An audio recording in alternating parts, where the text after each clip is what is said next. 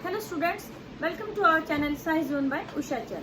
तो बेटा इस वीडियो में हम पार्ट 3 का कक्षा 8 का जो भाग 2 है उसके बारे में बताएंगे। इसमें हमने जो पिछला भाग था भाग 1 में आपको संश्लेषित रेशों के बारे में बताया था।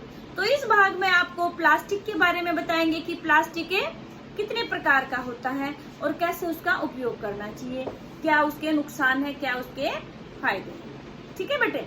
तो प्लास्टिक जो है आप अपने घर में देखो, जहां भी आपकी नजर जाती है वहां पर आपको किसकी चीजें मिलेंगी? प्लास्टिक की। आपको लगता है कि शायद प्लास्टिक नहीं होता तो जीना ही मुश्किल हो जाता। नहीं, ऐसा नहीं है। पुराने समय में लोग प्लास्टिक का उपयोग करते ही नहीं थे, फिर भी वो लोग रहते थे। लेकिन आजकल क्या है, प्लास्टिक के कुछ गुणधर्म बहुत अच्छे हैं, इसके कारण से हम प्लास्टिक को ज्यादा पसंद करते हैं। हमारे घर में देखिए बाल्टी है वो प्लास्टिक की होती है, कुर्सी है वो प्लास्टिक की होती है, खाने के बर्तन भी जो माइक्रोवेव में प्रयोग किए जाते हैं वो भी प्लास्टिक के बने होते हैं। जो ये डिनर सेट होता है ये भी, यानी कि हमारी बहुत सारी जो रोजमर्रा की प्रयोग होने वाली वस्तुएं हैं वो किसकी बनी हुई है? प्लास्टिक की बनी हुई है। जो प्लास्टिक जो है बेटे ये भी एक संश्लेषित रेशे की तरह ही होता है, बहुलक होता है, यानी कि संश्लेषित रेशा है ये प्लास्टिक भी। और किससे बना है? बहुलक से। यानी कि प्लास्टिक जो है ये भी क्या है? संश्लेषित रेशा। क्या है ये? बहुलक। बहुलक आपको पिछली वीडियो में बताया था मैंने, जब संश्लेषित रेशों के बारे में बताया था। यानी कि बहुलक पॉलीमर जिसको इंग्लिश में कहते हैं, जो बहुत सारी छोटी छोटी इकाइयों से मिलकर बनता है उसे हम क्या कहते हैं? बहुलक। और जैसे माला होती है, माला में एक जो मोती होता है वो क्या होगा? इकाई। पूरी माला बहुत सारी इकाइयों से मिलकर बनी है तो वो क्या होगी? बहुलक। तो ऐसे ही जो प्लास्टिक है वो भी क्या है कि बहुलक है। जो इकाइयां होती है बेटे वो जो इकट्ठी होकर के तो उसकी संरचना बनाती है। तो कुछ तो ऐसी होती है, एक सीधी रेखा में भी जैसे हमने ये इकाई बना दी, ऐसी भी संरचना हो सकती है। जरूरी नहीं है सब में ये सरल रेखीय संरचना हो, किसी में क्या होती है क्रॉस वाली भी हो सकती है। तो विभिन्न प्रकार के जो प्लास्टिक बनाए जाते हैं सबकी संरचना एक जैसी नहीं होती है। कुछ इस तरह की संरचना भी हो सकती है, इस पर फिर और बनाए जा सकते हैं। तो यानी कि तिर्यक संरचना भी हो सकती है और आपकी सरल रेखीय संरचना भी हो सकती है। ठीक है। फिर जैसे आपने हमारी जो सबसे इम्पोर्टेंट जो आइटम बना हुआ है बेटे आजकल हमारी जो डेली यूज में, वो क्या है? पॉलीथीन। पॉलीथीन के बगैर तो हम कोई सामान ही नहीं रख सकते। मार्केट जाते हैं तो भी हम हर चीज में, ड्रेस लेके आते हैं वो भी पॉलीथीन में, सब्जी लेकर आते हैं वो भी पॉलीथीन में, किराने का सामान लाते हो, यानी कि हर चीज में पॉलीथीन। तो ऐसे लगता है कि शायद हमारी जिंदगी बन गया है। पॉलीथीन क्या है? प्लास्टिक का ही एक रूप है। पॉली मतलब बहुत सारे, इथीन बहुत सारी, जो यानी कि इसकी इकाई क्या होगी पॉलीथीन की? इथीन।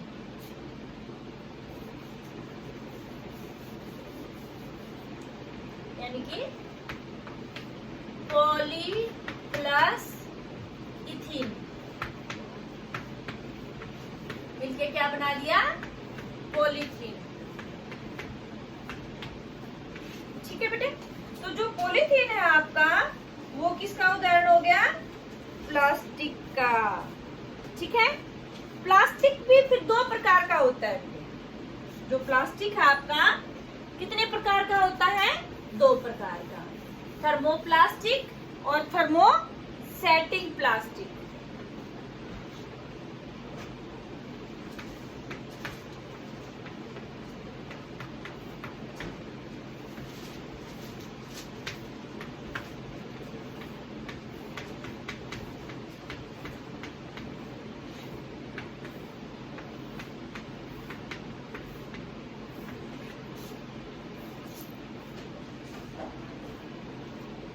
जैसे बेटे पॉलीथीन है, इसको आप गर्म करेंगे तो क्या हो जाता है? पिघल जाता है। ये कंगा है आपका, गर्म करके देखो पिघल जाता है। जो आपकी बाल्टी है गर्म करते हैं पिघल जाती है, ये प्लास्टिक के हैं। आपका जो कुकर का हैंडल है वो किस चीज का बना है, वो भी प्लास्टिक का है। उसको आप गर्म करके देखो, वो नहीं पिघलता है। तो इसका मतलब प्लास्टिक में कुछ ना कुछ तो अंतर हुआ। ये भी प्लास्टिक का और वो भी प्लास्टिक का, फिर एक चीज पिघल रही है दूसरी नहीं पिघल रही। तो इसी के आधार पर कि ऊष्मा से कौन सी चीज पिघलती है और कौन सी नहीं पिघलती है, फिर प्लास्टिक के दो प्रकार आ गए। यानी कि ये जो थर्मोप्लास्टिक है, इसको गर्म करने पर आसानी से इसके आकार को बदला जा सकता है। गर्म करने पर इसको मोड़ सकते हैं। और जो थर्मोसेटिंग प्लास्टिक है, इसको गर्म करने पर नहीं मोड़ा जा सकता। ठीक है, एक बार यहाँ पर जो आकार आ जाता है थर्मोसेटिंग प्लास्टिक में, वही आकार रहता है। इसको जो है हम इसके आकार को गर्म करके बदल सकते हैं। ठीक है, जो थर्मोसेटिंग प्लास्टिक है इसका पुनः चक्रण नहीं होता है। जो थर्मोप्लास्टिक है बेटे, इसका पुनः चक्रण हो सकता है। ठीक है, तो ये थे आपके जो अभी आपने कहा कि जो थर्मोप्लास्टिक है, इसमें तो आपने उदाहरण दे दिया कि पॉलीथीन है। फिर ऐसा कौन सा है कि जिसको हम, जो हमारे कुकर के हैंडल बने होते हैं, ये जो हमारा डिनर सेट होता है, ये बना होता है, जो बर्तन प्रयोग करते हैं, ये क्या होता है? इसमें हमारे उदाहरण आ गए बेकेलाइट और मेलेमाइन। तो इसमें कौन आ गया?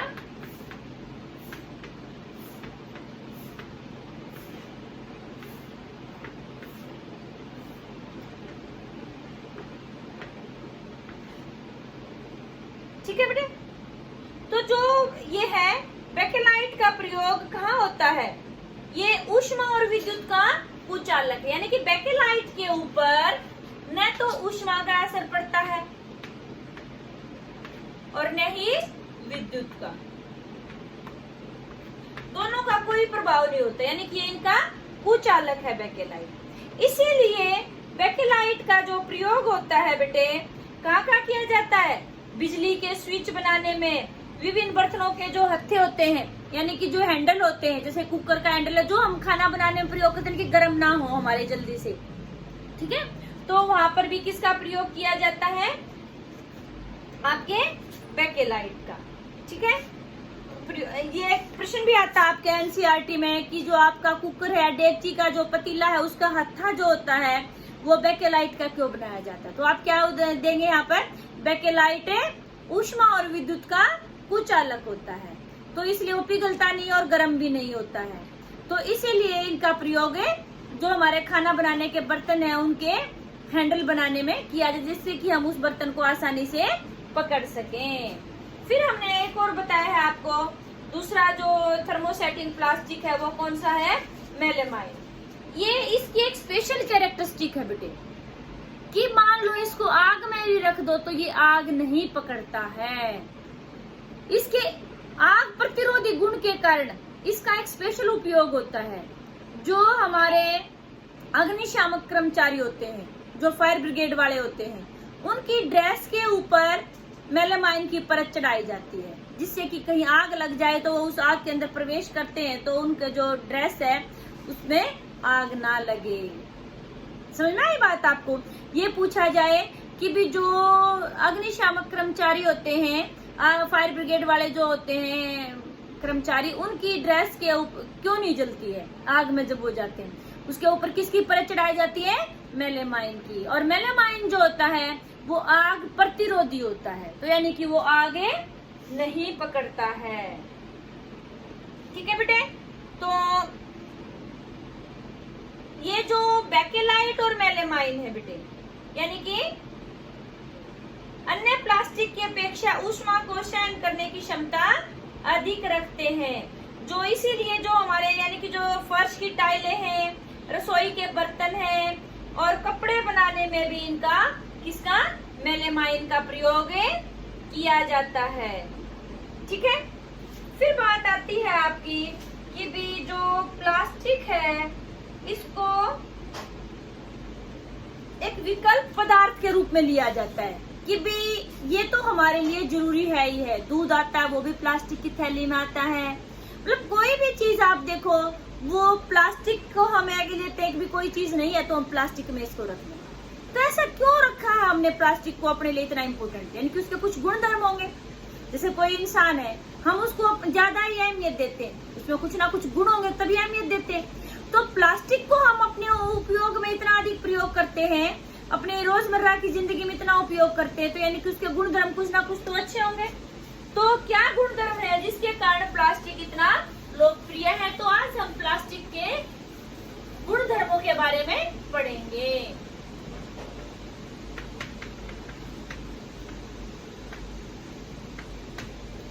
पहली बात है कि जो प्लास्टिक है बेटे अनअभिक्रियाशील है।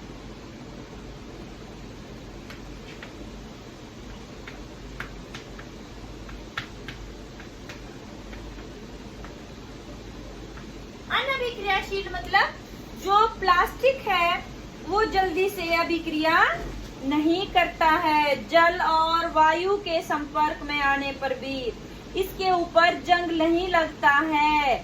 जैसे आप लोहे की या फिर कोई दूसरी तांबे की कोई चीज है, वो आपने बाहर रख दिया, उसमें कोई चीज रख दी डाल के, तो हम कहते हैं कि तांबे के बर्तन में या धातु के पात्र में खट्टे पदार्थ नहीं रखने चाहिए, जिससे कि क्या हो जाती है, फूड पॉइजनिंग हो जाती है ना।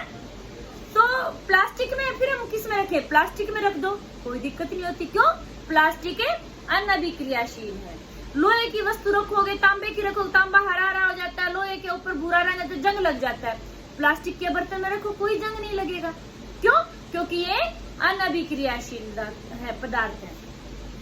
तो इसीलिए बहुत से जो रसायन होते हैं बेटे, जैसे हम जो रसायन वगैरह डालेंगे किसी धातु के पात्र में, तो उससे भी क्रिया कर देते हैं और कोई दुर्घटना हो सकती है। तो इसलिए हम उनको रसायनों को किस में रखते हैं? या तो कांच के, उसमें कांच का टूटने का डर रहता है, जल्दी टूट जाता है।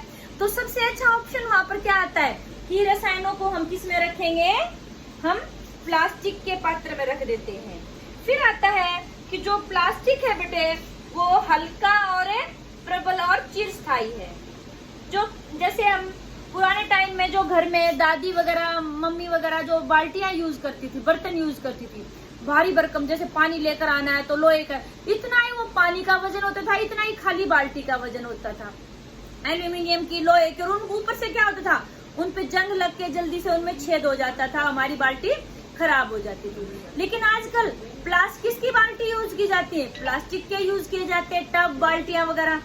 एक तो चलते लंबे समय तक है, टिकाऊ है, ऊपर से क्या होता है उनमें जंग नहीं लगता है।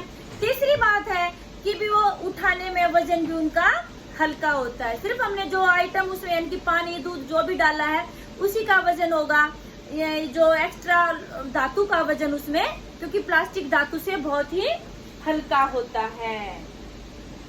तीसरी जो विशेषता थी कि भी जो प्लास्टिक होता है बेटे वो कैसा होता है? सस्ता होता है। पहला अनअभिक्रियाशील है, दूसरा क्या है कि इसके ऊपर जंग नहीं लगता है। तीसरा जो अगली बात थी कि भी ये क्या करता है कि भी ये पदार्थों का से आसानी से, यानी कि इसके ऊपर जंग नहीं लगेगा, तो यानी कि हमारे जो खाद्य पदार्थ है वो सुरक्षित रहते हैं। ठीक है, वो जल्दी से खराब नहीं होते हैं प्लास्टिक के पात्र में रखने पर। अगला था कि जो प्लास्टिक है वो कैसा है? हल्का है। अगला क्या है? जो प्लास्टिक है वो मजबूत है और लंबे समय तक चलता है।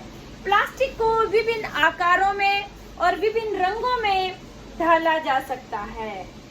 इतने गुणों के कारण से ही जो प्लास्टिक है वो हमारा क्या होता है, दैनिक जीवन में उपयोग करने के लिए सबसे पसंदीदा पदार्थ बन गया है। ठीक है, और प्लास्टिक के ये भी बताया था आपको कि जो आपका प्लास्टिक क्या है, विद्युत का कुचालक है। ये भी एक विशेषता में आ गया। तो इसीलिए इसका प्रयोग कहाँ किया जाता है? जो हमारे खाना बनाने वाले बर्तनों के जो हैंडल होते हैं वहां पर इसका उपयोग किया जाता है। और ऊपर से हमने कहा था कि जो प्लास्टिक है विद्युत का भी कुचालक है, इसलिए जो हमारी विद्युत की तारें होती है बेटे, आपने देखा होगा उसके ऊपर जो आवरण चढ़ा होता है, परत चढ़ी होती है पीवीसी की। पीवीसी क्या है? वो भी प्लास्टिक का ही एक प्रकार है। तो यानी कि जिससे कि हमें क्या होता है कि भाई करंट नहीं लगे, तो इसलिए क्यों? क्योंकि जो प्लास्टिक है विद्युत का कुचालक है, तो इसलिए विद्युत तारों के ऊपर भी प्लास्टिक का ही आवरण रखा होता है। लगा हुआ होता है। और आपने एक और प्लास्टिक के बारे में सुना होगा, टेफ्लॉन। आपने नॉन स्टिक बर्तन घर में प्रयोग करती है मम्मी, तो वो जिससे कि क्या होगा कि भी उसके ऊपर, टेफ्लॉन एक ऐसा प्लास्टिक है जिसके ऊपर जल का भी प्रभाव नहीं होता है और हमारा खाना चिपकता नहीं है। तो इसलिए जो नॉन स्टिक वाले जो बर्तन होते हैं हमारे, उसके ऊपर किसकी परत होती है? टेफ्लॉन की परत होती है। फिर आगे बात आती है कि भी क्या आप जानते हैं, वैसे तो हम कहते हैं कि भी प्लास्टिक का कम से कम उपयोग करना चाहिए, लेकिन जो हमारे हॉस्पिटल्स होते हैं बेटे, वहां पर भी प्लास्टिक का बहुत ही ज्यादा प्रयोग होता है। आपने देखा होगा जो इंजेक्शन होते हैं, सिरिंज, उसके लिए जो, वो भी प्लास्टिक के बने होते हैं। दवाइयों की जो पैकिंग होती है वो भी किस में होती है? प्लास्टिक में होती है। और ऊपर से जो ऑपरेशन जब होता है तो टाके लगाए जाते हैं तो सीलने के लिए घाव को, तो वो भी किसके होते हैं? प्लास्टिक का ही धागा होता है। दस्ताने जो पहनते हैं वो भी प्लास्टिक के होते हैं। और जो चिकित्सा यंत्र होते हैं बेटे, वो भी किसके होते हैं? प्लास्टिक के होते हैं। और जो माइक्रोवेव में हम भोजन पकाने के लिए पात्र उपयोग करते हैं, वहां पर धातु के नहीं करते, हम किसके करते हैं? प्लास्टिक के करते। लेकिन प्लास्टिक कैसी हो? जो थर्मोसेटिंग प्लास्टिक हो, यानी कि जो पिघले नहीं हमारी। और अभी बताया था कि भी जो आपका नॉन स्टिक वाले, कौन सा प्लास्टिक? टेफ्लॉन। उसके ऊपर न तो तेल चिपकता है और न ही जल चिपकता है। ठीक है, तो वहां पर फिर बात आती है बेटे कि भी हम प्लास्टिक हमारे लिए इतना अच्छा है, तो फिर सरकार ऐसे क्यों कह रही है कि भी प्लास्टिक का कम उपयोग करो, प्रदूषण कि भी जो हमारा पर्यावरण है प्लास्टिक मुक्त बनाओ? क्यों प्लास्टिक मुक्त किस लिए बनाना, जब इतना अच्छा है प्लास्टिक हमारे लिए, इतने सारे उसमें गुण हैं। उसमें अवगुण भी है। क्या अवगुण है उसमें? कि जो प्लास्टिक है उसका जल्दी से अपघटन नहीं होता है, यानी कि अजैव निम्नीकरणीय पदार्थ है। पर्यावरण में लंबे समय तक, हजारों सालों तक ऐसे ही पड़ा रहता है और हमारे पर्यावरण को प्रदूषित करता रहता है।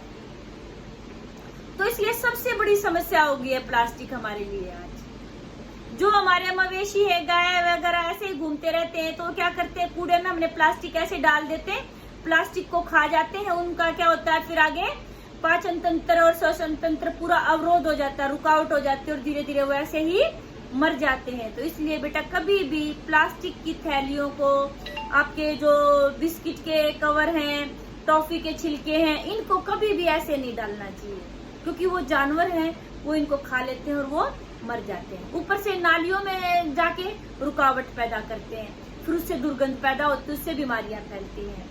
मान लो हम इसको जमीन में दबा देते हैं तो भी इसका क्या होता है, अपघटन नहीं होता है, फिर जमीन की जो उपजाऊ शक्ति है वो कम होती चली जाती है।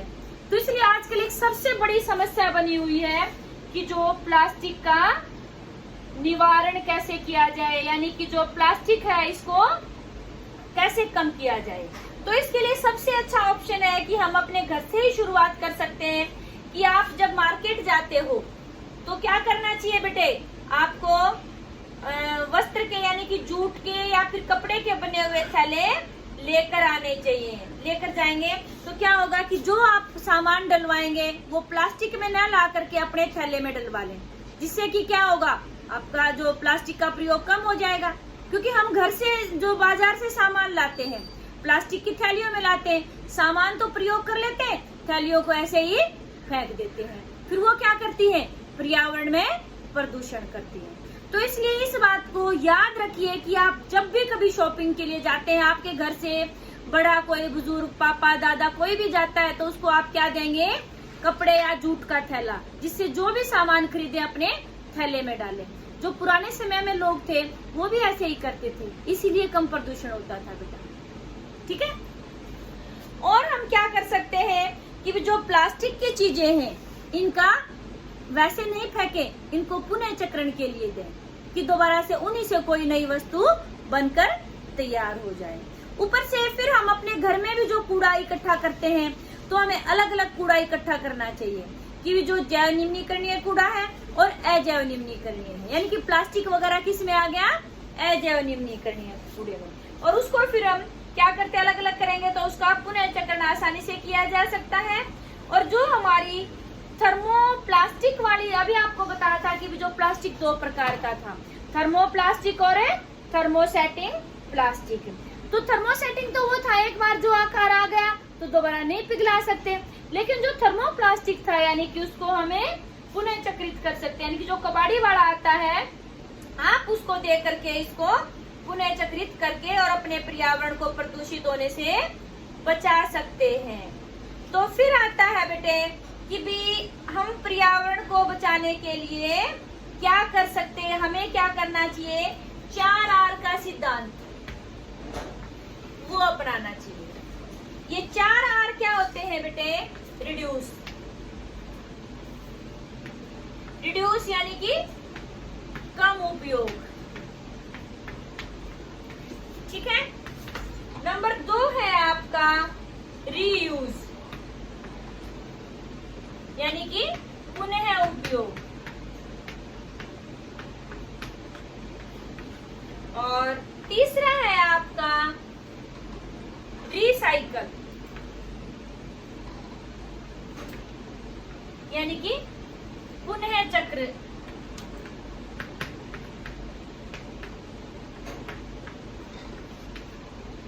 और नंबर 4 है आपका रिकवर, यानी कि पुनः प्राप्त।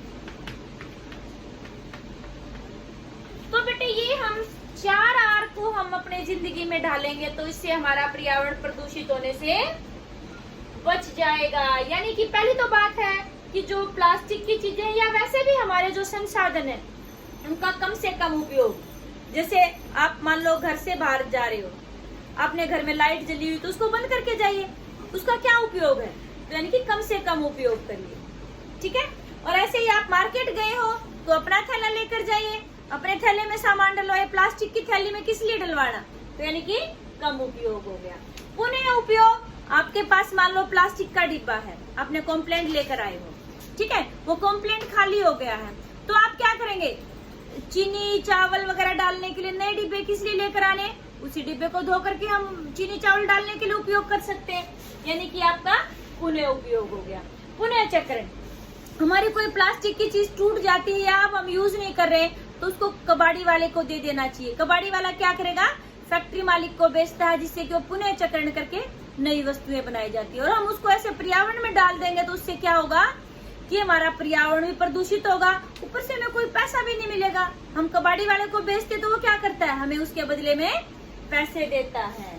फिर आता है पुनः प्राप्त, कि भी कोई है तो उसको हम दोबारा से प्राप्त कर सकते हैं, दो यानी कि पुनः चक्रण करके दोबारा उसका प्रयोग कर सकते हैं। तो ये थी बेटा आपका प्लास्टिक के ऊपर बात कि भी प्लास्टिक हमारे कितने प्रकार का, 2 प्रकार का, थर्मोसेटिंग और थर्मोप्लास्टिक। तो बेटे प्लास्टिक अच्छा है लेकिन उसका क्या है, कम से कम प्रयोग करो और बहुत ही सावधानी पूर्वक। सबसे अच्छा है अपना खाना वगैरह बनाने में, खाने को स्टोर करने में आपको किसका प्रयोग करना चाहिए, स्टील के बर्तनों का या कांच के बर्तनों का, क्योंकि हम गर्म वस्तु, गर्म खाना प्लास्टिक के बर्तन में डाल देते हैं तो वो कैंसर का सबसे बड़ा कारण है। और आजकल आप देखते होंगे कि हमारे आसपास में बहुत सारे कैंसर के रोगी आपको दिखाई देते हैं। उसका सबसे मेन कारण क्या है कि आजकल हम अपने खाने की वस्तुएं किसमें डालकर रखते हैं, ज्यादातर प्लास्टिक में। आपने देखा होगा बच्चों के जो टिफिन है, नॉन लीकेज वाले टिफिन आ गए कि उसमें से खाना नहीं निकलेगा, मम्मी भी किस में डालती, गर्म भी रहेगा, प्लास्टिक गर्म रहेगा इसमें नहीं। तो याद रखिए अपना खाना हमेशा स्टील के बर्तन में या स्टील के टिफिन में लेकर जाइए, ठीक है। आपको वीडियो अच्छी लगी तो शेयर और लाइक जरूर करें। आपको कोई डाउट है तो कमेंट सेक्शन में जाके कमेंट करके आप अपने डाउट क्लियर करें। थैंक यू बेटा।